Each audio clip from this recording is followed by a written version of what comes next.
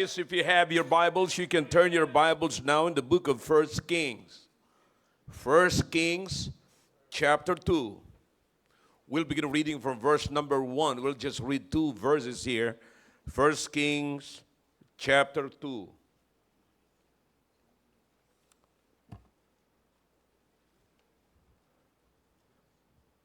First Kings is all about kings, mga kapatid. Okay? All right. And verse number 1, if you are with me, say aloud, amen. Madali lang ho hanapin yan kasi bago mag-second king. Okay? All right. So, verse number 1, if you're with me, all right, if you don't have the Bible, just in case you miss it, you forgot it, then just look up to the screen and we'll give you the passage, okay? All right. Now the days of David drew nigh, that he should die.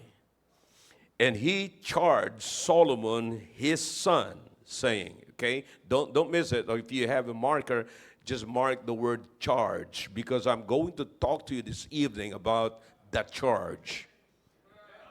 The charge. Okay? Then verse number 2, I go the way of all the earth.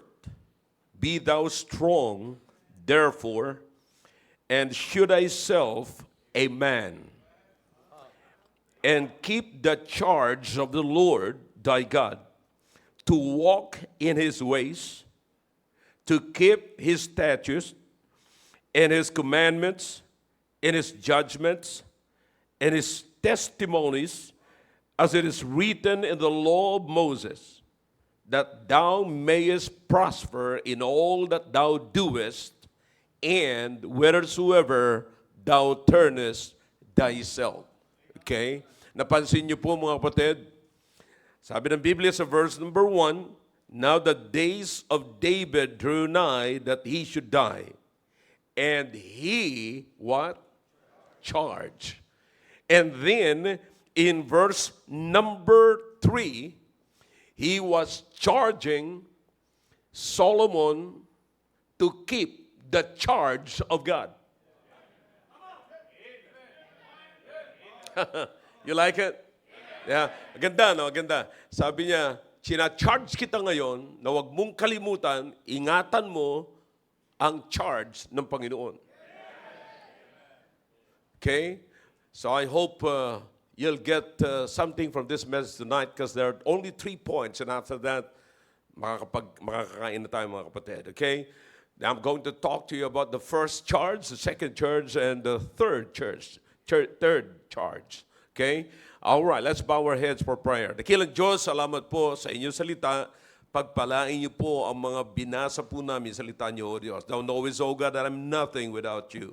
So please use me tonight and encourage this man. Look at this man tonight, O God. They are very much willing to learn from thy ways, O God, and to learn your ways. May you find us after this meeting, O God, to walk in your ways. Please use me. And I promise you I'll give you the glory and honor. In Jesus' name, amen. All right, thank you. You may be seated in the presence of our God. Okay? Now, alam nyo mga kapatid, napakahalaga po na malaman po natin ang ating kalagayan bilang lalaki. You see, last Sunday night, I preached about that God's design for His creation. Yan po ang aking dilang mensahe mga kapatid.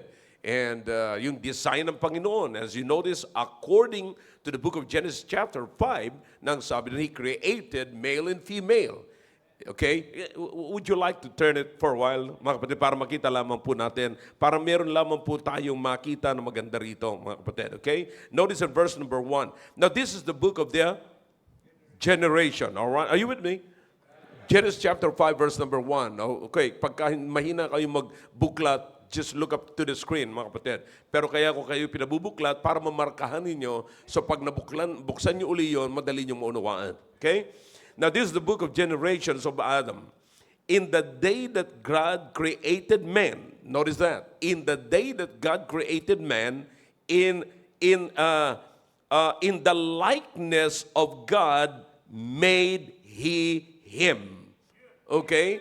So in the day that God created man, yung man dyan kapatid ay pangkalahatan, male and female, that is explained in verse number 2. Pero, in-emphasize din mga kapatid, na in the likeness of God, God made him. Who is the him? The man. So mula sa lalaki, lumikha siya ng lalaki, ay gumawa siya ng lalaki. So sabi ko nga sa inyo kanina, napakalaga na maunawaan po natin ang design ng Panginoon.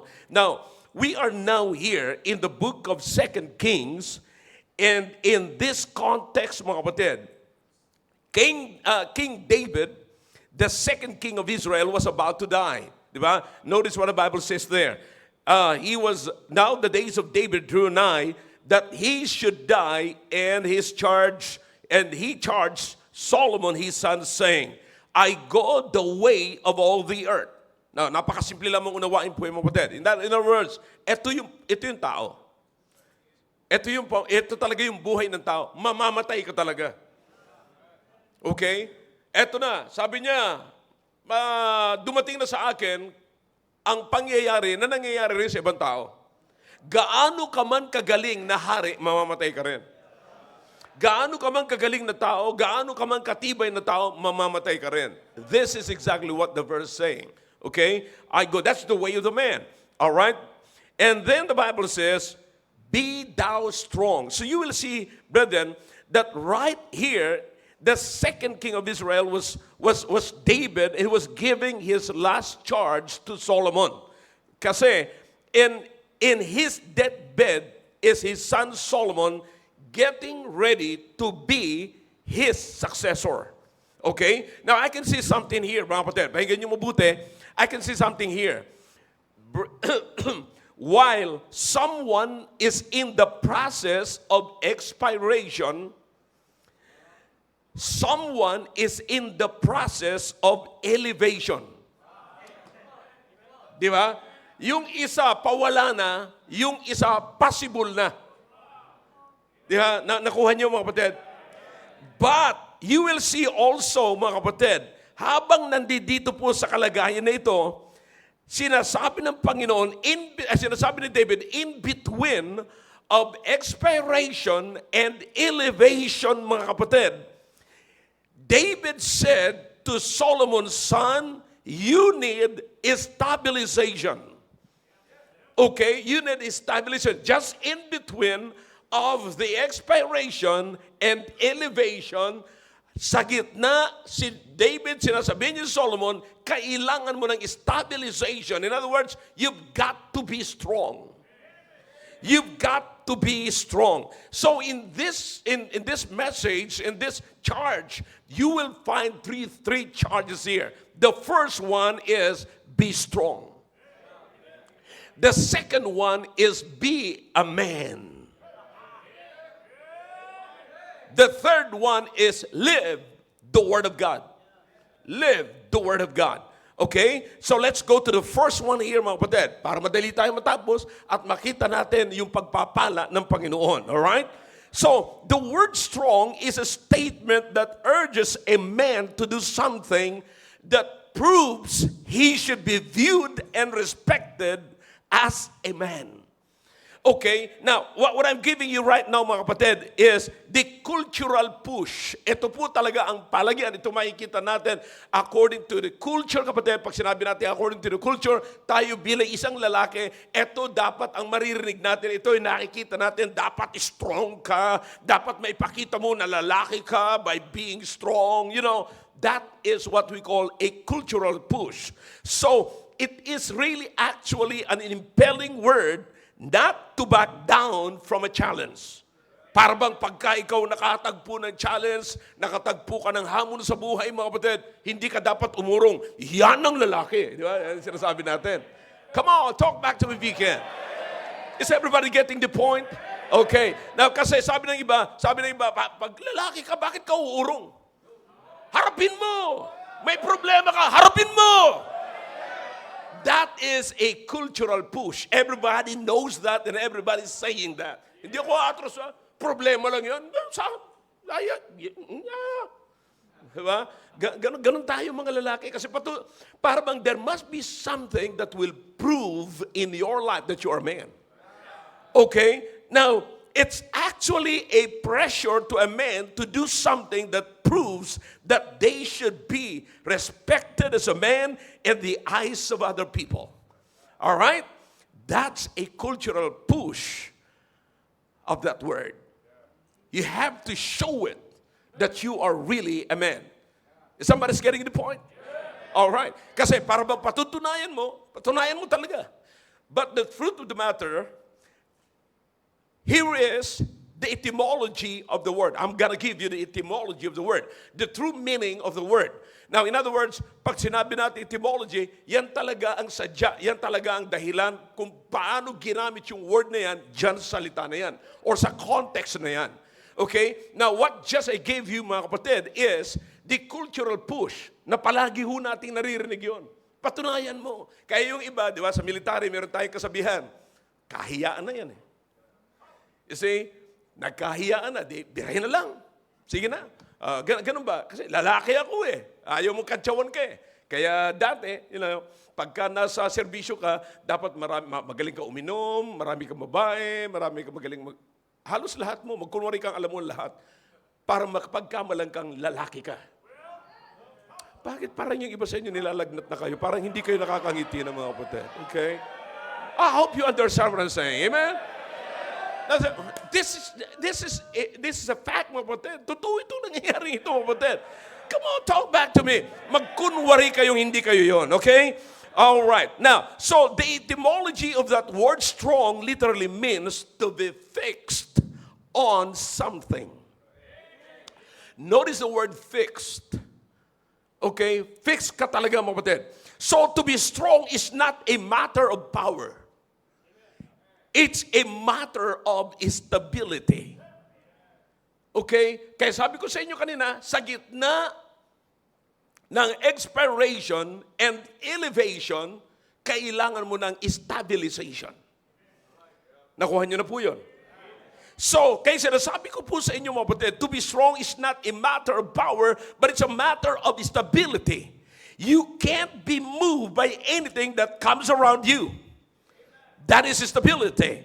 Okay? You stay stable. You're in between expiration and elevation, but you've got a stabilization on the inside. And when you got a stabilization, you are not moving with every wind that come your way. You're not easily shaken. When the world around you is changing, you are stable in your inner being. Kasi ang problema po natin, mga kapatid, the world is changing all the time. I hope you understand that. The world is changing all the time. Now, it's so sad that man, when the words change, he will also change. I don't know about you, but sometimes you said, you're fixed, I'm fixed. I'm okay with my decision. But time is coming when your wife changes, when ladies change, men are changing too.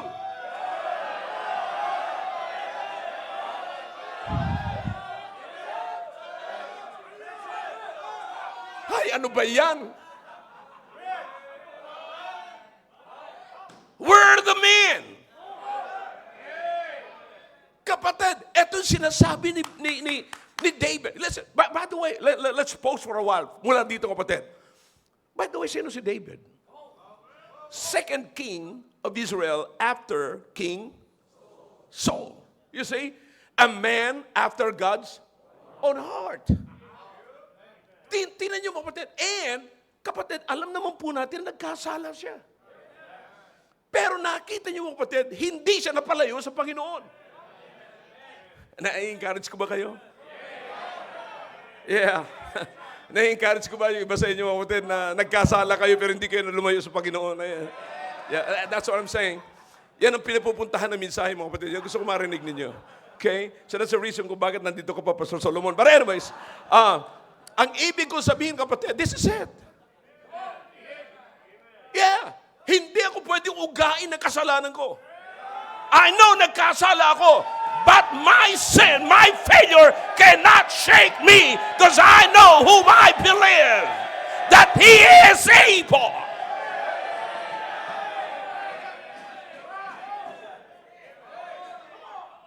Kaya nga mga kapatid, yung mga nagkakasala sa atin, nandiyan lang.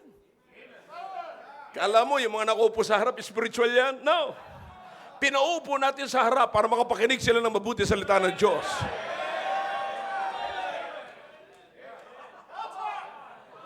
Yeah. So you do not change when the world changes. This is exactly what David said to be strong. Yeah. Hindi sinabi ni David, mag-pump ka to produce the bicep and tricep. No. Hindi lahat ng mga may muscles, kapatid, ay totoong lalaki.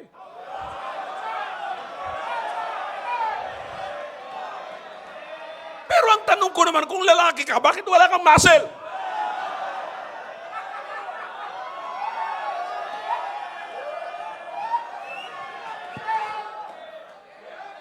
Kala mo, ligtas ka na.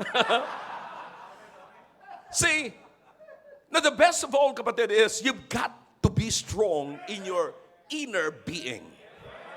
That is the word strong means here. Let me tell you why it is important, kapatid. Kung bakit mahalaga po ito. Stabilization is very important. Listen, tandaan niyo mga kapatid, huwag niyo kakalimutan sinabi ko, ha? Mamamatay na, pawala na yung sikat. Di ba? Pawala na si David eh. Pero pinapasa niya na sa isang bata na paakyat, paangat. So one is expiration and the other one is elevation. And in the middle of that is what? Stabilization. Without it, walang gaganon. You see, what if Solomon is changing when the world is changing? Kapatid, I can tell you, I like this crowd this year. Kasi hindi po ganito karami yung mga men nung araw, pero salamat sa Panginoon, the fact na dumadami na mga kapatid, ibig sabihin na re-realize nila na lalaki pala sila. Yeah. Ewan ko ba yung iba pag sinabing, Men for Christ Conference, sabi ng iba, bakit? Para saan ba yan?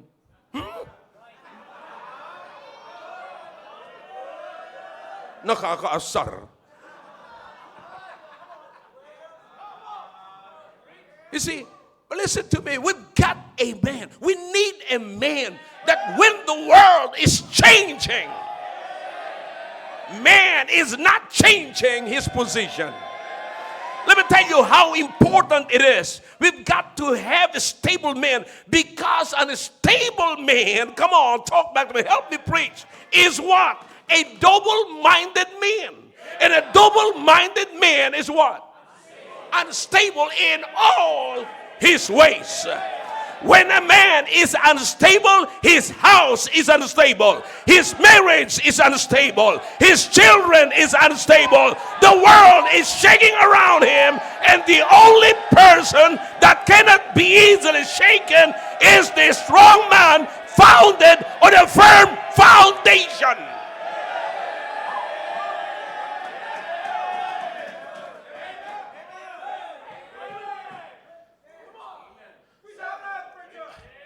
Okay lang ba kayo yung mga nasa likod?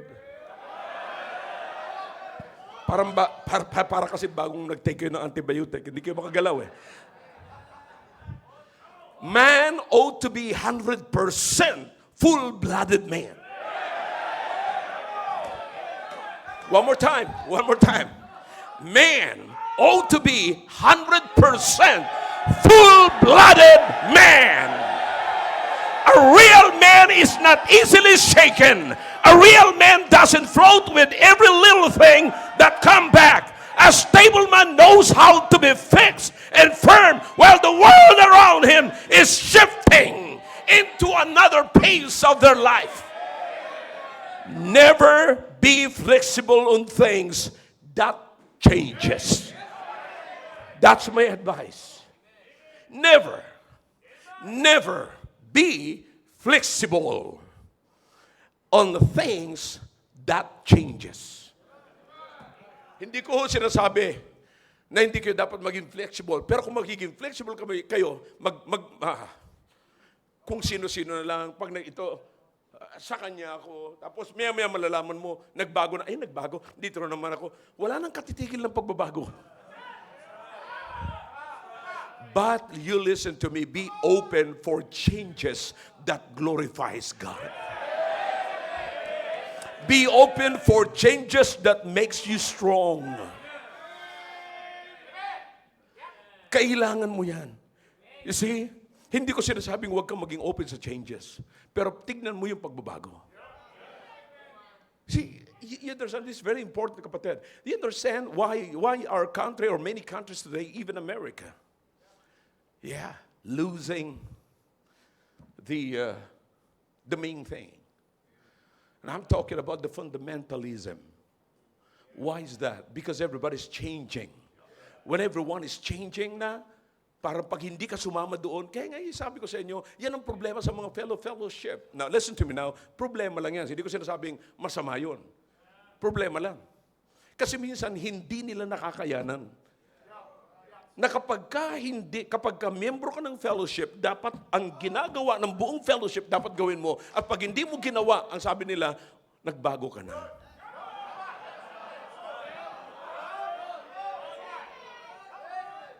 Listen, you've got to use your intellect pagdating sa bagay na yan.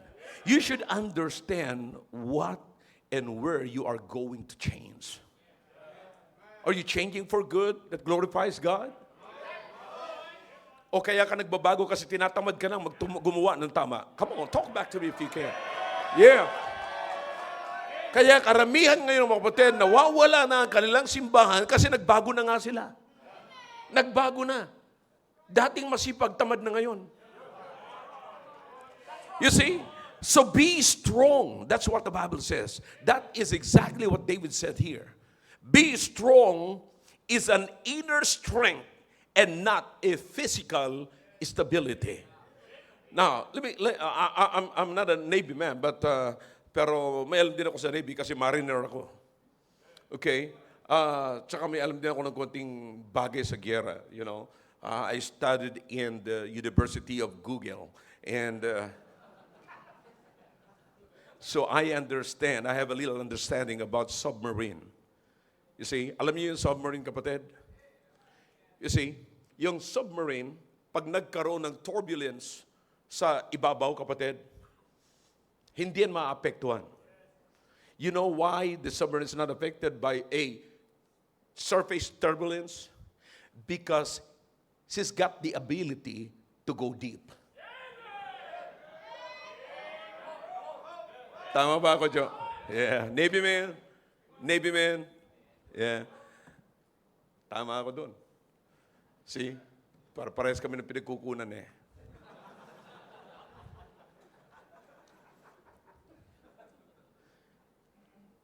Kapag ka may turbulence, relax lang sila. Kalmado sila. Parang walang nangyayari. Bakit? Lalalim lang. You see, may ability siya to go deep. Di ba?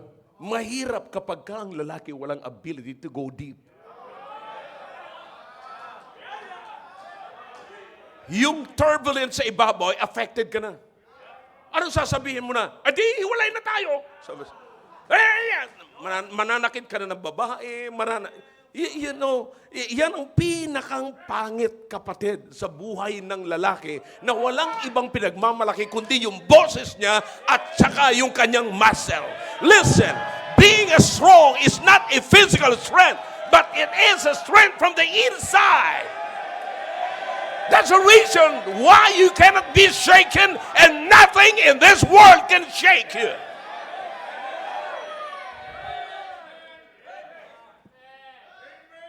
Unstable man, listen, you've got to be careful with this because David was telling this to Solomon because he knows that Solomon is going to lead the people. He's going to be a king. He was simply saying, son, you've got to be stable because there are too many lives attached to who you are. Mga tatay, naiisip ba natin ito? Dapat maging maingat tayo. Dapat hindi tayo pa-apekto Now, do you understand what I'm talking about now? Ilan sa mga tatay ngayon, wala na yung asawa nila, iniwanan sila. Bakit? Hindi nila nakayanan yung pagmumura, yung daldalera, hindi nila nakayanan. Kapatid, hindi ko sinasabing hindi masama yung pagiging madaldal ng babae. Pero kapatid, yun lang ba ang magpapahiwalay sa iyo sa kanya? Kaya pagka medyo naalanganin na tayo, sabihin natin, tumigil ka. Pananakot na yan. Oh, maniwala ko sa iyo. Oh. Pero sa totoo lang, kapatid, ginagamit natin ang boses, ang ating kamao para takutin ang asawa natin. Kapatid, that's not being strong. It simply tells your wife that you are a weak man. Bakit? Sino titirahin mo? Weaker vessel.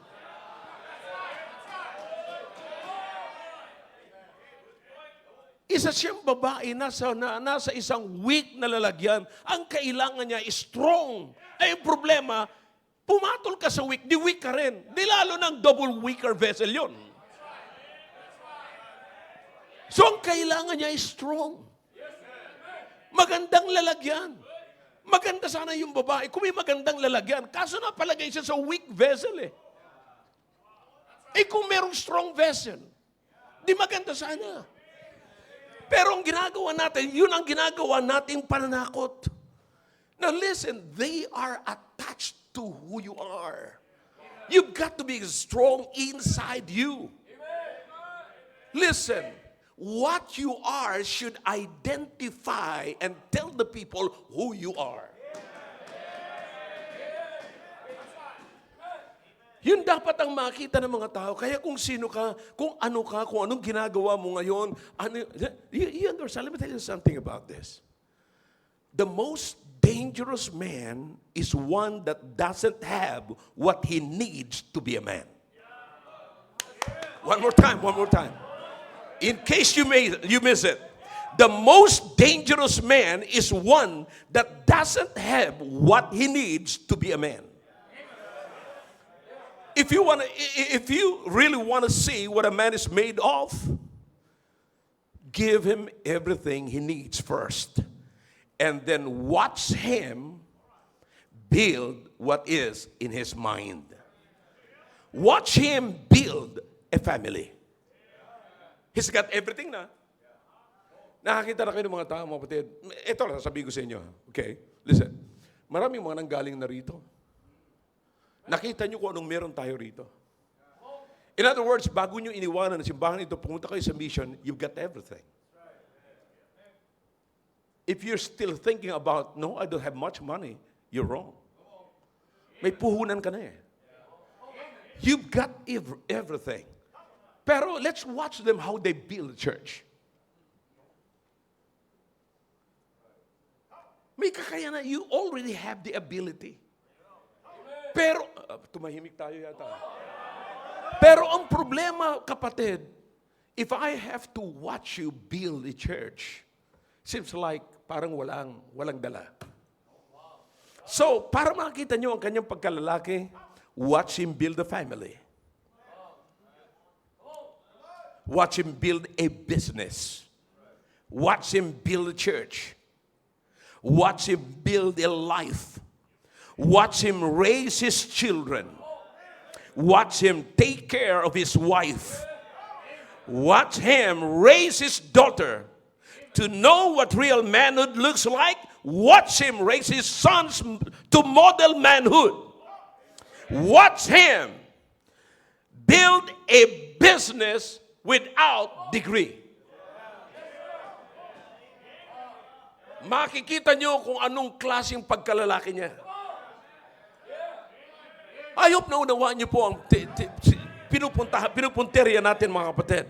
So sana makita po natin na napakahalaga ang mga bagay na ito. You need to be 100% full-blooded man.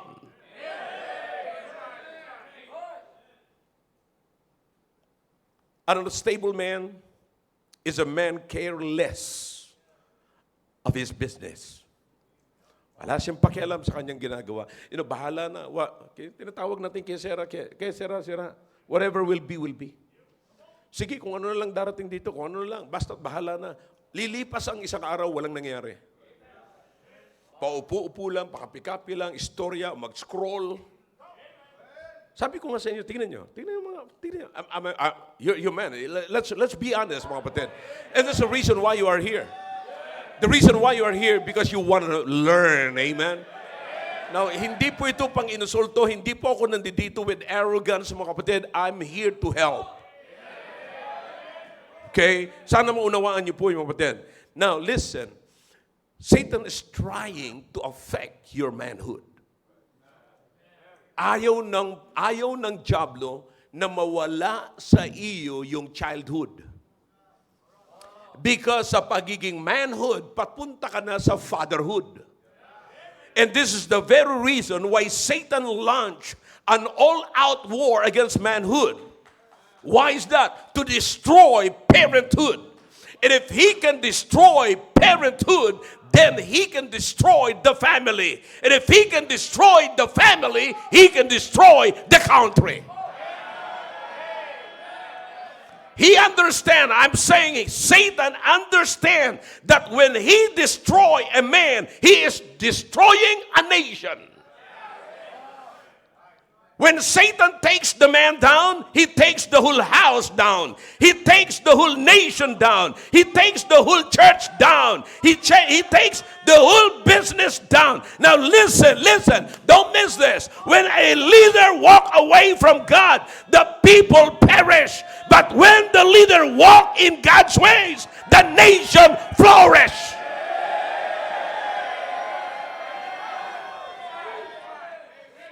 Do you understand something about leadership, kapatid? Kapag ka ang leadership ay pamaoy-maoy. Hindi niya kuha pala yan, sorry.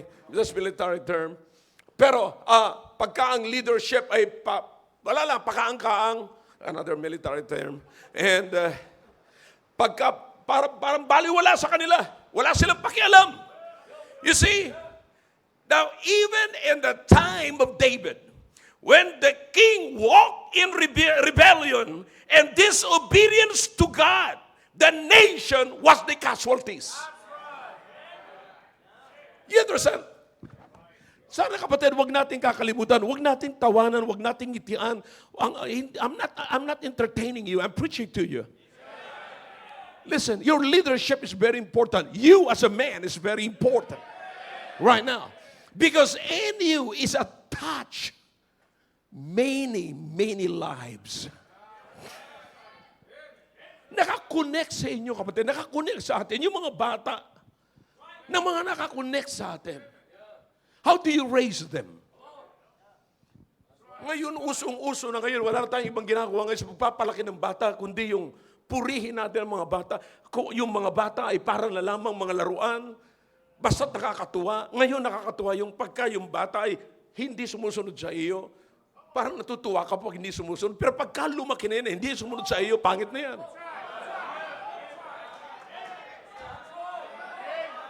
That's the case, mga kapatid. Kaya makikita yung mga kapatid, even back in those days. Kaya kanina, sinabi ko sa inyo, okay? Now, listen, may problema. Bakit may problema tayo? Doon sa bata na yun na Mariel, sa Ateneo de Zamboanga. Kanina natin ilalagay yung blame. Hindi ko alam kung bakit nakarating yun sa presidente. Bakit hindi man lamang na-mention yung tatay? Paano pinalaki nung magulang, nung tatay, yung kanyang anak? Kasi ang prinsipyo natin, basta mabigyan lamang ng pera, tapos yung bata, hinahatid-hatid, Siyempre, kayang gawin yun eh. Custom ba naman? But, kayang gawin yun, kapatid. Maganda ang baon, everything. Akalain mo, 4th year high school lamang may dalang automatic rifle. M16 and Glock pistol. So you understand what I'm saying? Paano nangyari yun? Nasaan si tatay? Where's the man of the home? Where's the man of the home? Ano problema natin? Pagka yung man of the home na sabing, hindi pwede yan ha, huwag mong payagan. Ano sasabihin ng woman of the home? Ikaw naman, grabe naman. Pagbigyan mo. Tapos pagka hindi mo pinagbigyan, hindi, wala yan. Magtatampo-tampo. Ito na ngayon, nanginginig ka na. Magagabi na. So bago sumapit ang dilim, pinapatawad mo at pinapayagan mo. So madali kang ma-shake. So you understand what I'm saying? That's a problem, kapatid. So, sino ngayon ang casualties? Pagka ang leader, kapatid, ay hindi sumunod. Sino ang casualties? Yung mga followers, yung mga bata. I hope I'm preaching to you. Sila yung casualties. Di bali na ngayon, mag-ingay tayo. Di bali ngayon, magalit nang dapat magalit. Pero sisiguraduhin ko sa'yo, walang casualties sa unit ko. Walang mamamatay sa unit ko. Huwag niyong ibibigay ang anak ninyo sa Diablo. Huwag kayong mag-give in sa Diablo. Kapag ka lumapit ang Diablo at kukunin ang isa sa mga anak ninyo sa pamamagitan ng mga TikToks and Facebooking and whatever book, mga kung ano-anong ginagawa dyan sa gadget na yan, sabi mo sa Diablo, no, you cannot get my son. I'll fight for my family. That's a strong man. Huwag niyong pahintulutan na ang desisyon niyo ay magbabago. And notice, let's keep going. Okay? So being strong, mga kapatid, when you got a man, listen, kung may pabago-bago pa man, but think about this, that if you got a man, kung meron lamang po tayong mga lalaki that is strong and stable, the family and the country is still stable in turbulent times. Sa panahon na nagsishake, kapatid, ang surface, pero meron tayong lalaki, leader sa loob ng tahanan, na stable, hindi kayang yanigin. Anumang turbulence na nangyayari sa ibabaw, kapatid, lulubog lang yan. He knows he's got the ability to go deeper. Problema natin, kapatid, sa totoo lang, mga lalaki, aminin po natin ito. Pagdating sa Panginoon, mababaw tayo.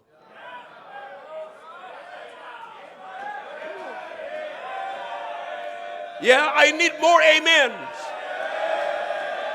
Mababaw tayo. Mas nakakahiyaman tanggapin, pero mas karamihan mga babae, mas malalim pa sila kaysa atin. Mas attentive pa sila kaysa atin. And the saddest thing of all is, maraming mga pastors, humihingi kayo ng payo sa misis ninyo. Pag magka-counsel ng babae, ako dapat kasi babae ako. Teka muna, sino bang tinawag sa atin ng Panginoon?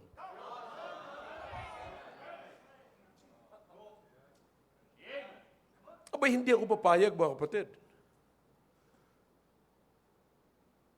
Na ang asawa ko ay bibigyan ng Diyos ng wisdom to counsel a woman na kung ako ang tinawag ng Diyos. Bakit napunta sa misis ko yung wisdom?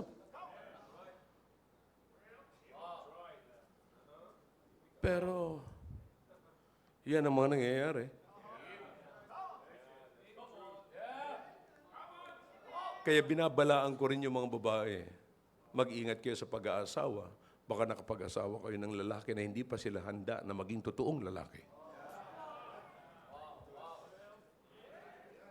So being strong doesn't mean you cannot control. Listen now, get this is very good. Being strong doesn't mean you can control everything around you. Hindi po ganyan ang ibig sabihin ng pagiging strong. But the best of all is this. Being strong is you can be controlled by anything around you. Hindi niyo nakuha.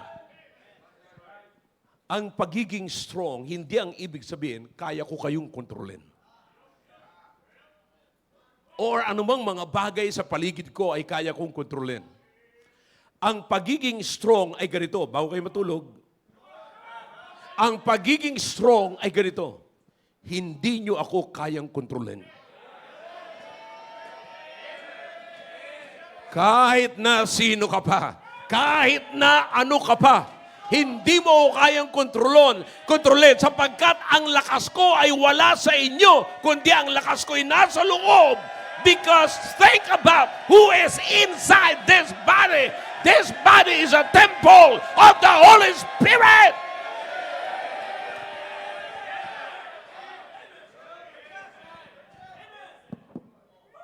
Yan ang ibig sabihin ng pagiging strong, mga kapatid. The outside cannot control who is inside. Because who is inside is not about me. He is about the creator of the universe, the heaven and the earth. Why should I be shaken? To be strong. That's the first. Tuloy pa ba natin? Mag-aalas 8 na.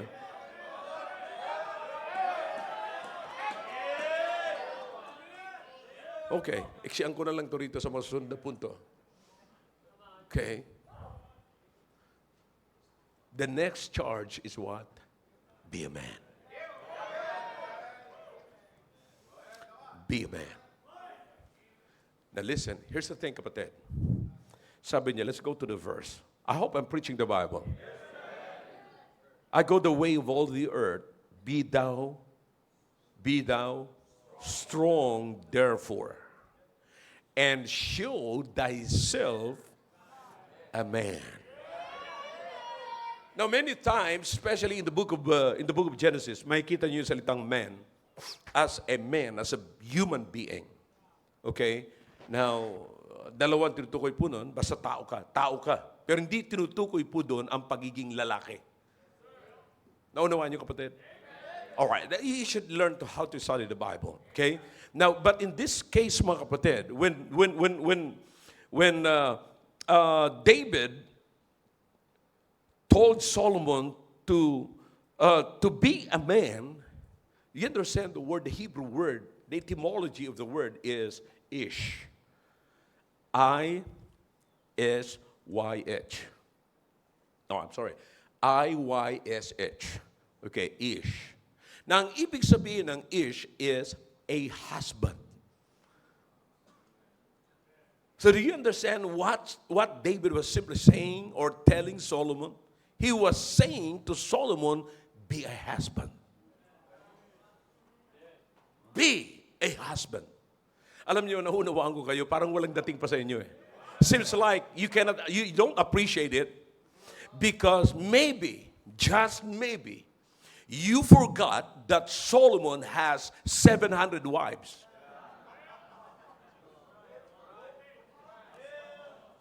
Kaya hindi kayo gaano na sa shock. Nung sinabi ni David, be a husband.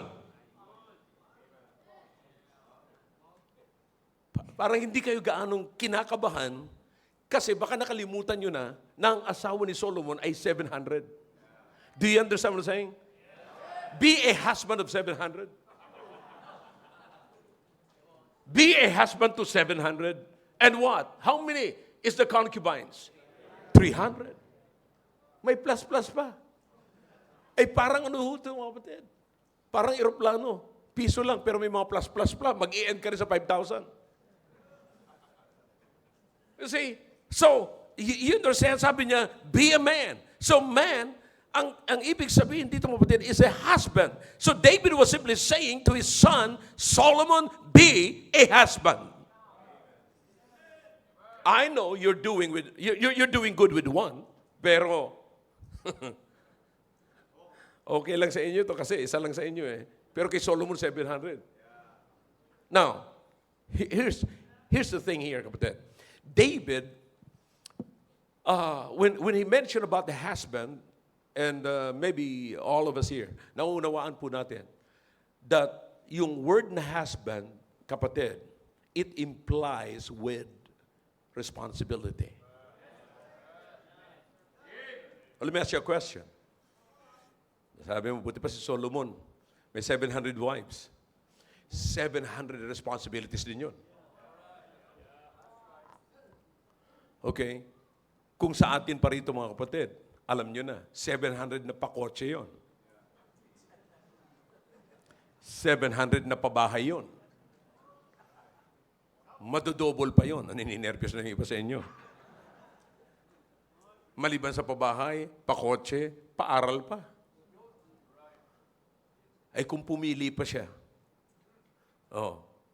kung anong pagkain niya, tapos may paayos-ayos pa yan. Kay, sino yung babae nag-ayos? Kay Dr. Bello. May pabelo-belo pa. Magkano yung kay Bello na yon? Pabebelohin ka lang. Dandang libo rin yun, mga kapatid. See, you understand what I'm saying? Pagka sinabi, responsibility. So David is pushing his son to be a husband because you're gonna fail trying to run the kingdom if you cannot run a family. So you understand kung saan yung push ni David? Be a husband. Be responsible. Because if you cannot be responsible to one family, you cannot be a responsible king in your kingdom. Paano ka magiging responsible sa kingdom mo? Paano mo maalagaan? You understand? Kaya tayo mga pastors, mga kapatid, I hope you understand kung anong tinutunggo ko na rito. Huwag natin kakalimutan yung responsibility natin. You see, sabi ko nga sa inyo, huwag natin kalilimutan yung naka-attach sa atin. Minsan maganda lang pakinggan, I'm a pastor, ganyan. Tapos kakain ka na kasama ng mga pastor na sikat kuno, yung mga ganon, mga nagpapasikat. Pero, you understand what I'm saying? Gusto lang natin, kapatid, yung popularity. Pero ayaw natin ng service, responsibility. Madaling tignan at madaling makita ang popularity, pero nakatago po doon ang responsibility.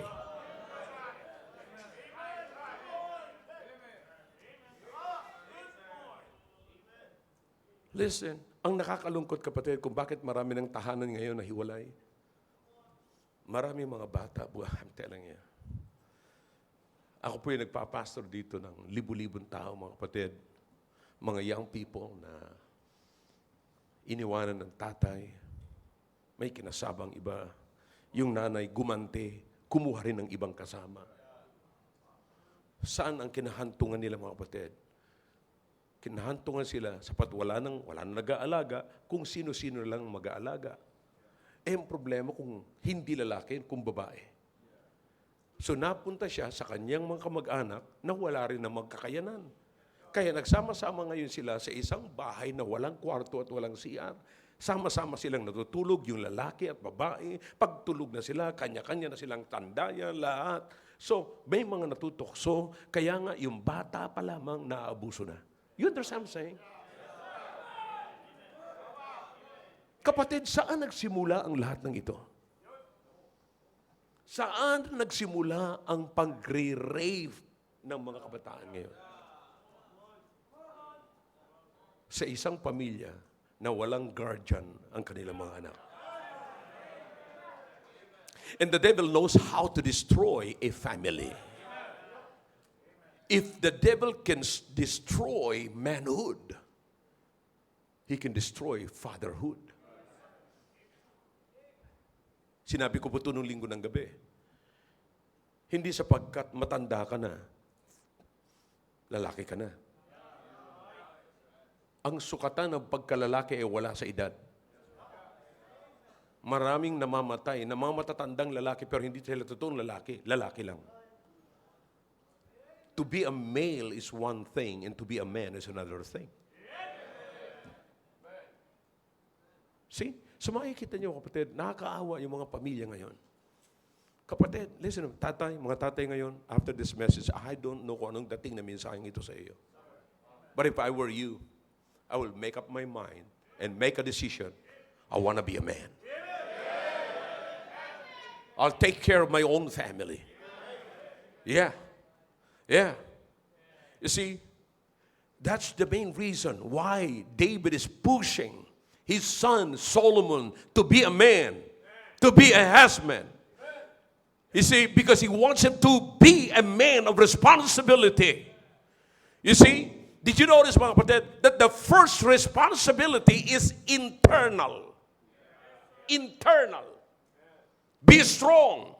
Inner strength. So you've got you've got to be stabilized. You've got to have that kind of stability. So it's an internal responsibility. And now the next is external responsibility. What's that? Take care of others. Take care of those people around you.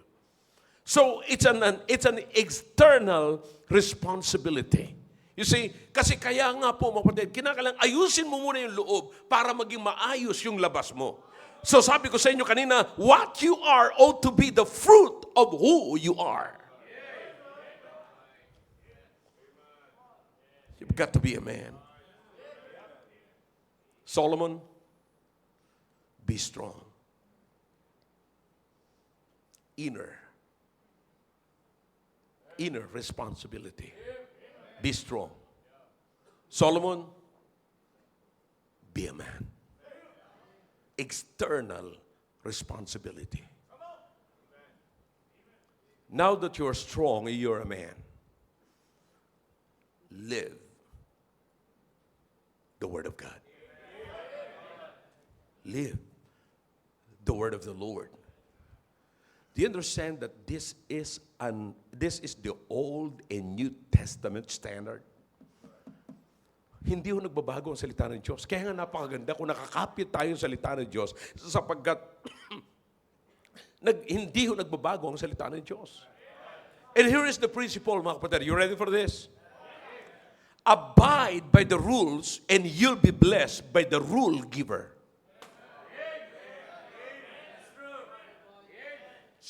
One more time, para meron kayong my day. Abide by the rules and you'll be blessed by the rule giver. It is the most important thing, mga kapatid. See, the Word of God is so powerful that if you keep it, it will keep you.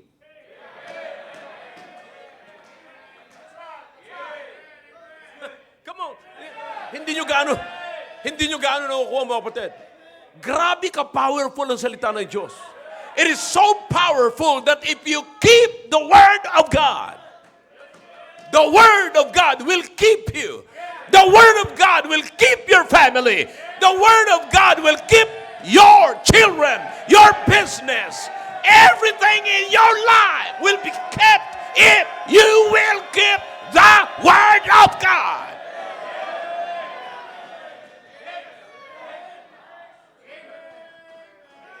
But sana makita po natin. Kaya nga, I don't know about you, but sa Bible school, kapatid, ipinapakita namin ang realidad na ito talaga'y salita ng Diyos.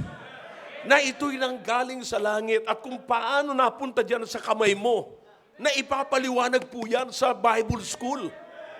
That's the reason why Paul said to Timothy, Timothy, all Scripture is given by inspiration. Hindi pa maintindihan niya ng iba, nag-aaway-aaway pa sila. Napakasimple, God is in it and God is for it. That's the reason why David said, even if I walk in the where? Valley of the what? Shadow of death. I will what? Fear no. For what reason? Because thou art with me. Without the Word of God, how will you know? How will you know? Puro lamang tayo tsamba, kapatid. Pero salamat sa Panginoon, nakikinig kayo ng mensahe ngayon na hindi tsamba. Gumagawa tayo ng ating trabaho sa gawain ng Panginoon na hindi tsamba. Nasa ministry tayo na hindi tsamba. Why? Because we have the book. That if you will abide in it, you will be blessed by the one who said it.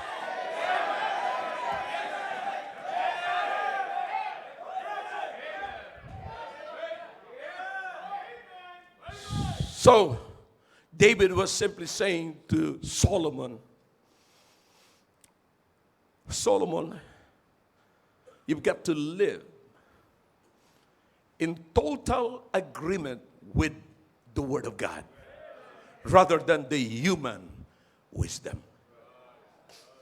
I don't know. Pero mga kapatid, I'm done. Tama na muna to. Pero totoo kapatid, halungkot man sabihin, pero minsan, pinag-uusapan lang natin salita ng Diyos. And so sad, if we're honest tonight. Tayo ang may dala ng salita ng Diyos, pero tayo mismo ang hindi gaanong full-blooded na naniniwala rito.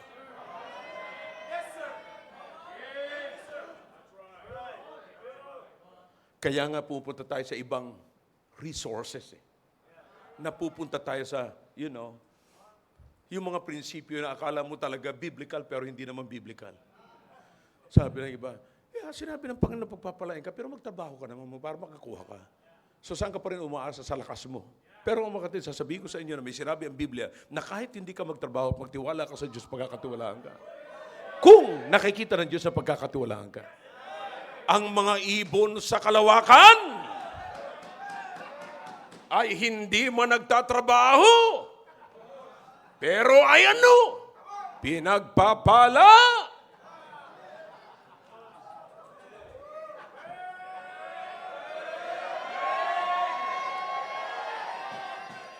Ang sabi ng Bible, ikaw pa kaya?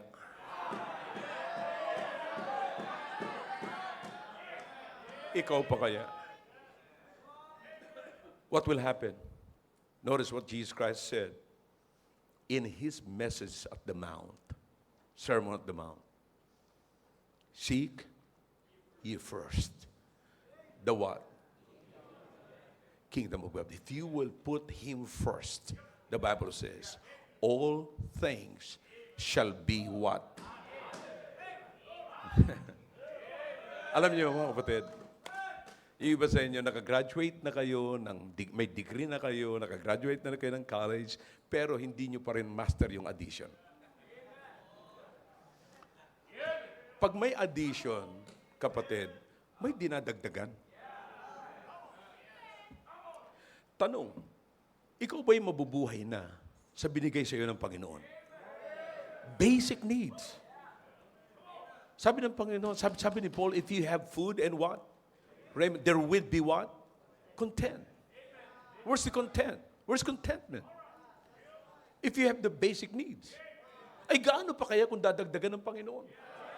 So what comes first? The basic before the addition. You see, sabi mo, tuwan-tuwa na ako rito. Ang problema lang kasi natin mga kapatid, hindi tayo marunong tumingin kung alin ang basic. Akala natin ang mga basics natin kasama ang cellphone. Kasama ang television. Kasama ang SUV na EV. See, you understand? Now, forget those appliances, mga kapatid. But I'm saying, ang sinasabi ko, kapatid, is this. Okay, meron ka nang binigay ng Panginoon na basic. Pero sabi ng Panginoon, hindi pa yan. Hindi pa yan. If you will seek me first, all these things shall be added. May mga additional Di ba? May mga additional. Yung pa kaya ang aayawan natin, mga kapatid? Men, ang kailangan na lang natin is to walk with Him. Live His Word. Ipamuhay natin yung salita ng Diyos. Totoo yan, nagsasalita. Kapatid, pag napatunayan mo na merong Diyos, merong Diyos na nanggaling, mga kapatid, sa langit, bumaba rito. Dumaan sa 42 generation. At napunta rito, nagpakita sa atin. Nakita ng mga apostles, even the last among the apostles, sino? Si John, na nagkabunga ng Polycarp. Totoo mga tao yan, mga kapatid. And then si Polycarp, after him, totoo pa rin. At yung pananampalataya nila, yan yung pananampalataya natin ngayon. We are using the same book, singing the same song, worshiping the same God, listening to the same word, and the same Holy Spirit is working within us.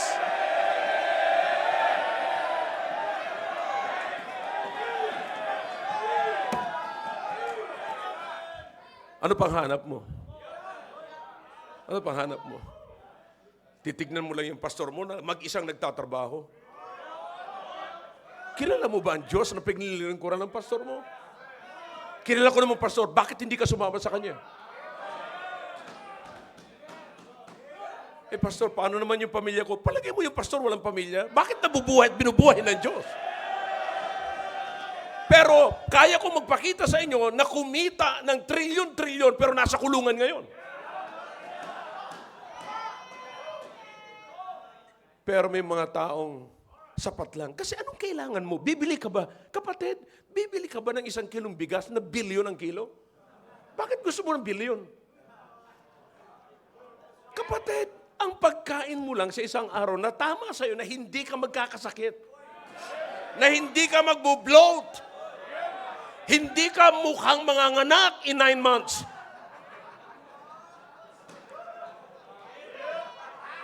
Ang halaga niyan, kapatid, kunti lang. Hindi nga abutin talaga ng 1,000 eh. Bakit grabe ang pag-design mo sana. Kumita ako ng kahit man lamang 1.5 a day. Bakit? May iba ka bang paggagastusan? Sabi niya, paano pag nagkasakit ako, pastor? Yung pala gusto mo. Sabi ng Diyos, sige, patadalang kita ng cancer.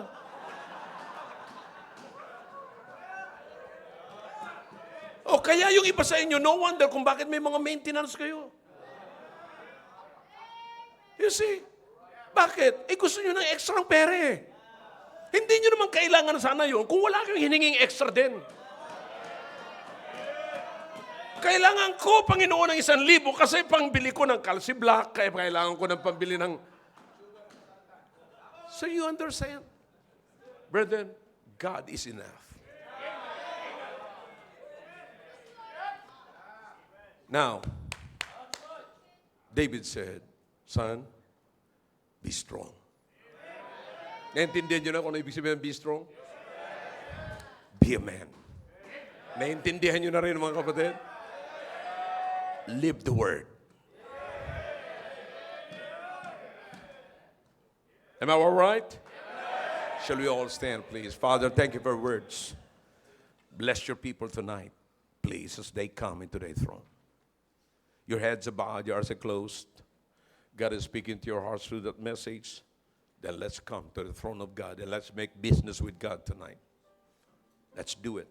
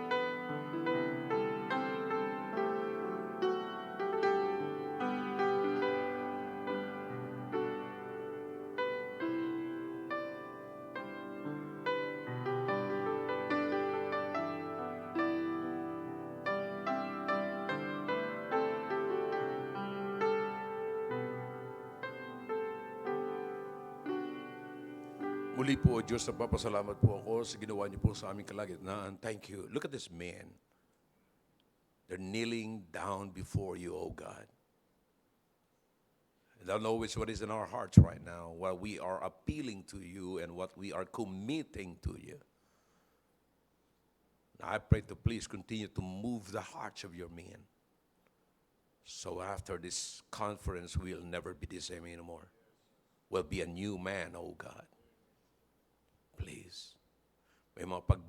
May mga bagay sa buhay namin na hindi po namin nakikita, pero kinakailangang baguhin po namin, oh Diyos. Kinakailangang mabago. So please, oh God, ipakita niyo po sa amin na mayroon palang bagay na dapat ma-renew sa aming isipan at magbago sa aming buhay. Salamat po at pagpalain niyo po ang mensaheng ito na nalahad po ngayon. Sa pangalan po ni Jesus. Amen. Thank you, and I hope you learned something tonight. Amen. Amen. Back to your seats, and the answers will come quickly, and we will have our